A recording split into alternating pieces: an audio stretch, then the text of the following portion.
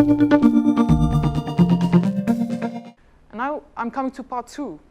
I think it's an interesting part. It's a part about my lessons learned. I'll tell them from my personal point of view after 7 years as the head of the Emancipation Affairs Officer. 3 elements, 3 key lessons learned. Argue the case of diversity convincingly. Second, demonstrate it as a matter of urgency. And third, lead to succeed. And please let me invite you to make a note of your questions, your remarks, your experiences. And I'm really looking forward to hear from your stories in the third part during our Q&A. So don't hesitate and keep them close to you. Well, first I would like to tell you something about this. Perhaps you know this model. It's the model of change management. When you are talking about diversity management, in fact, you are talking about change management. I don't know if some people in the room already have some experience with change management. No? Nobody? Well, anyway, if you're going to start with something related to change management, you always have to take into account that there are 4 phases. First, the phase of envisaging. What's your vision? Is there a problem? Okay, what's your vision? Where are you heading? Second, your organization. How are you going to implement the vision? Your core team, your change agents, your communication channels. And after that, you are coming to the third phase, the phase of time for action, implementation. And after that, after some while, you're coming in the fourth phase, the phase of anchoring the things you changed. I'm going to use this model to explain you my personal lessons learned.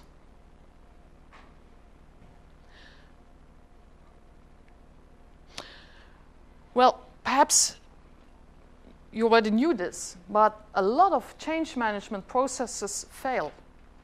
70%. Research done by John Cotter, a world-recognized change manager expert, shows that 70% of those change management initiatives fail. So when you are talking about diversity management, this conference is about diversity management, change management. If you don't do it in a good way, you will fail. So please take into account the 4 phases. What is your vision? What are the reasons? Who are your change agents, your guiding coalition? How are you going to implement? And how are you going to anchor your situation? Well, my first lesson learned, argue the case of diversity convincingly. What really are your reasons? What is going to change? Why do you think these are the good reasons? Let's take into account my organization, the Flemish government, is different from yours. You will need to find your own reasons that connect to your organization. I'll give you the example of the reasons I used to convince my organization to invest in the promoting of more women to management positions. And perhaps there are other reasons for your organization, and that's perfect. But these are the reasons I used to convince my organization. And before I start explaining them, I would like to underline this very important thing. Try to find those reasons that connect to your organization. Try to find those reasons that will solve the problems, the other problems your stakeholders have. Don't only use the reasons that solve your problem. I would like to have more women in management positions, but there is another problem too in our organization. When we have a vacancy, the average number of candidates is 2 or 3. It's probably because we have an internal system of career path. But anyway, we have the problem too of just 2 or 3 candidates for a management position, very important positions. So you must be really lucky to have very good candidates if you only have 2 to 3 candidates. So if we try to activate the hidden pool of female talents we also can solve the problem, the other problem my managers face. It's a win-win situation. A second argument I used to convince my managers and the ministers in charge is that we chose to go towards a new model of leadership. If we choose managers, we'll be looking for people with a good expert knowledge. But nowadays, we are also looking for men and women who are good in communication skills, team building skills, skills related to coaching. And research shows that definitely women are good at those competencies. So if you promote the number of women in those positions, you also promote the new management model. That's another problem we can solve. A third reason, there is quite a strong pressure of public opinion. I don't know if the same goes for Estonia. I really don't know. So perhaps you can tell me later on. But anyways, in Flanders, we have a strong women's movement. And they put pressure on our government to appoint more women in top management positions. So we have to answer to that question. And it goes without saying, my fourth reason, as a government, you need to lead by example. We ask companies in Flanders to invest in diversity, to recruit diverse colleagues. If you don't do it yourself, you're not credible. So we need to lead by example. And the fifth reason, diversity, gender diversity, improves performance. Kari already mentioned the research done by Catalyst. There's also other research that confirms the same conclusion. McKinsey and also the Credit Suisse Institute recently showed the findings of their report. And here you can see the findings. They're going in the same direction as the report of the Catalyst. I'll tell you something about this. Companies with women on their boards perform better in challenging markets than those with all-male boards. Shares of companies with a market value of more than $10 billion, which also have women board members, outperformed comparable businesses with all-male boards by 26% worldwide over a period of 6 years. And they looked at a lot of companies, 2,400 companies. You can find the report on the internet. It's a very recent report, published in July 2012. Perhaps you remember the case of the ECB, European Central Bank. I don't know if it was in the newspapers here in Estonia, but already since the ECB exists, there are only male members. And the Parliament, European Parliament, didn't agree on that. There's now a new candidacy, a new candidate, and they said, okay, we are not against this person, but each time there is a new vacancy in the board of the ECB, it's always a male candidate. And the members of Parliament, well, most of them, not all of them, they said, okay, we don't agree. Do your homework again and come with a male candidate. I don't know what the result is at this moment, if they appointed the male candidate. But anyway, I think it was a good signal. Look at the head of the international, how was the name of the lady? The French minister, the former French minister? Yeah, IMF. What's her name again? Christine Lagarde. She's an example of a very competent person active in this domain, so I'm sure there are women. But you need to put them in front. Okay, let's imagine today it's Thursday, next Monday, after the weekend, I'll give you this task.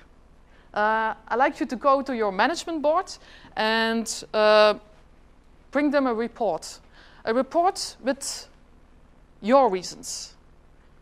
Which reasons would you choose to convince your management board why they should or you should invest in diversity in your organization? I told you about the reasons we used to convince our organization to promote the number of women in management positions, but which reasons would you choose? Here you can find some examples, but I'm sure that there are other examples, but perhaps they can inspire. But imagine, please make the exercise. Next Monday, you have the meeting. Which reasons would you choose? Let's look at them. Do you think it's a good idea to give your managers the reason, the incentive that investing in diversity helps you to better understand your clients, so that it's possible to look at new target groups, to appeal to more clients? That would be a good, valuable reason. Or are you going to choose for the reason that it stimulates innovation, creativity? I think the same goes for Estonia. You're doing well in an economically sense, so you need the best talents. Do people of foreign descent choose to come to Estonia?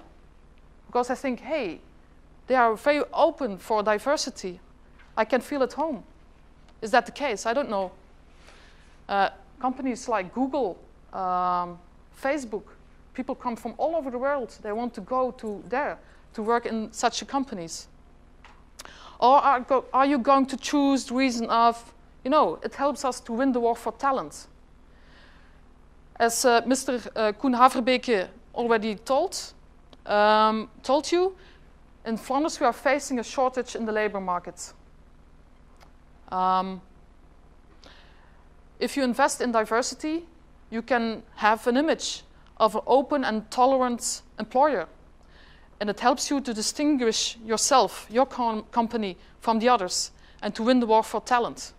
Or are you going to choose the reason, no, it's just fair, it's a question of human rights? Or perhaps the reason of, it lends legitimacy to our decision making.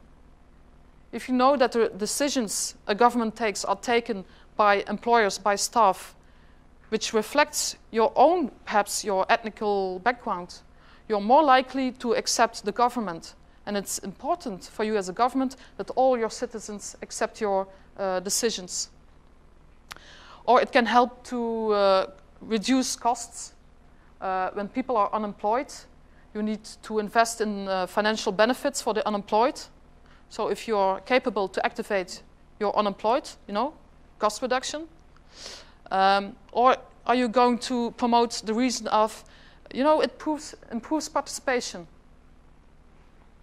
We all have a brother or sister, a mother or a father. Having a job gives you a social identity. Being somebody, meeting people, know what's going on in society. I told you about my 3 colleagues. The person with a reduced level of performance. He's also a father. He also has a son and a wife. And being active, having a job, is also a signal that, hey, I'm part of the society. And definitely as a government, we want to make this choice that integrating our diversity makes everybody part of our society.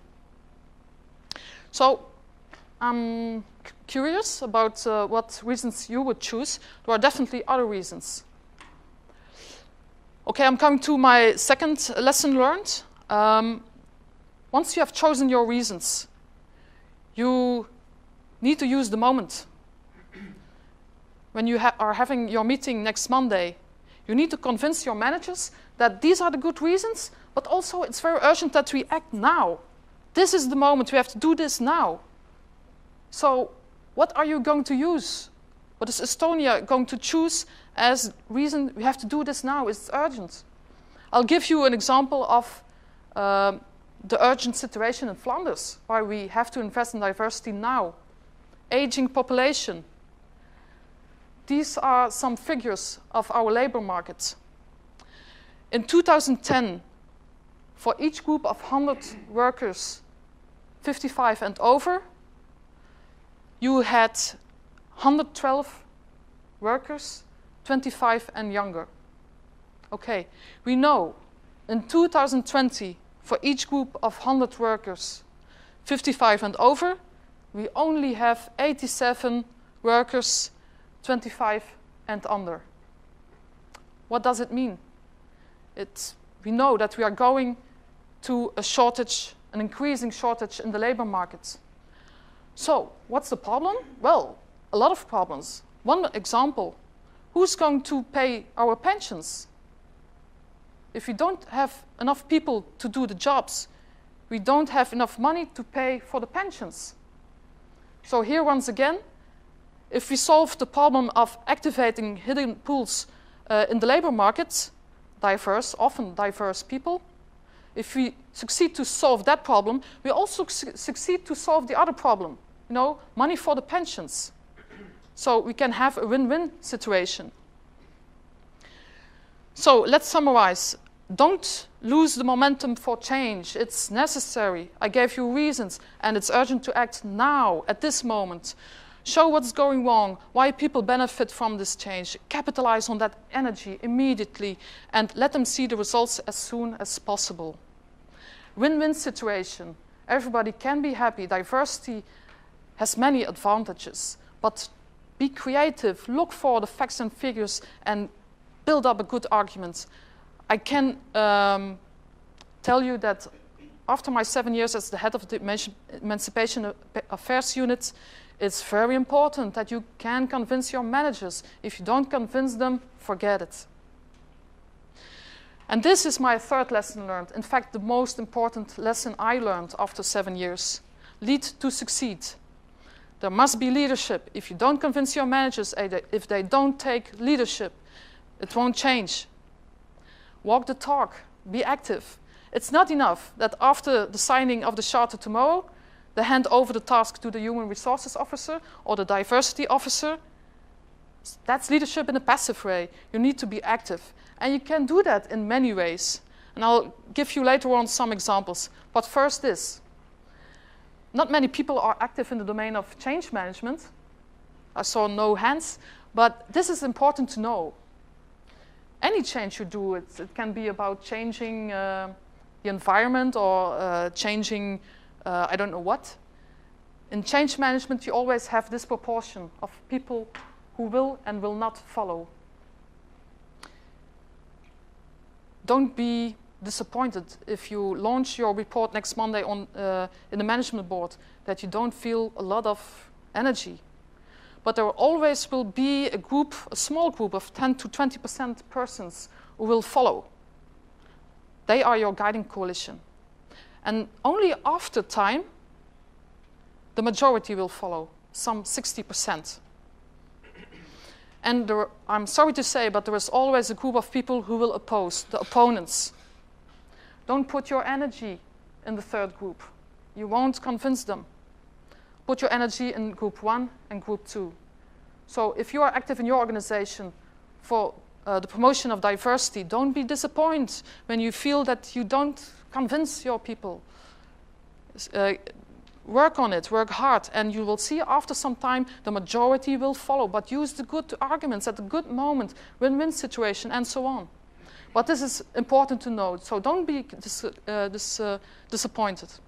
Some examples. I'll reduce my presentation because it's already almost 12 o'clock. Walk the talk as a leader, some examples, there are others. So be visible. For example, as a woman in a management position, because you're a woman in a management position, even without doing anything special, you're already a role model. But you can do it in an active way and really encourage women to be candidates for vacancies. You can be an ambassador for a diversity project. It doesn't need to take a lot of time, but it's something very visible. You can sign a charter. Mention the importance of diversity in a speech.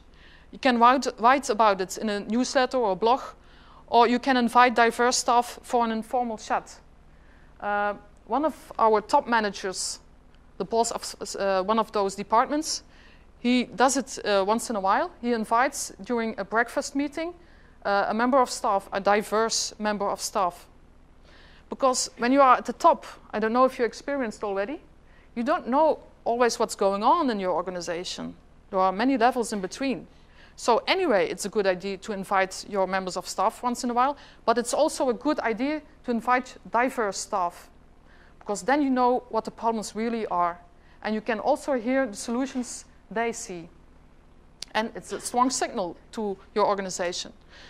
Okay, you can encourage diverse people to apply for vacancies. And even better, you can hire diverse people. That's the proof you really believe in diversity. And it's also important to react loud and clear in case of an incident. For example, sexual harassment. Don't give a reaction after a week. Do it the same day. I'm going to conclude my presentation by giving you an example of leadership in my organization. A few years ago, I think 2 years ago, we also organized an event like your conference today and tomorrow, and our managers signed a charter. This was about the topic of openness, awareness related to the issue of sexual orientation in our workforce. And this is a very important paragraph. As managers, we give a clear message. If employees wish to be open about their sexual orientation, they must be able to do so uninhibited.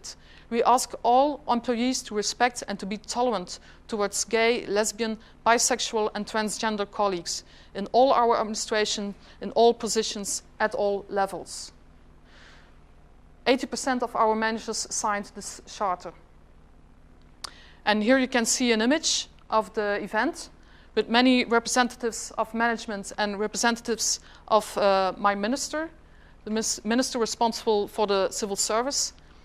It's important to have such a meeting like your conference today and tomorrow, to feel the energy, to use it as a momentum, to start to kick off your program for the next years.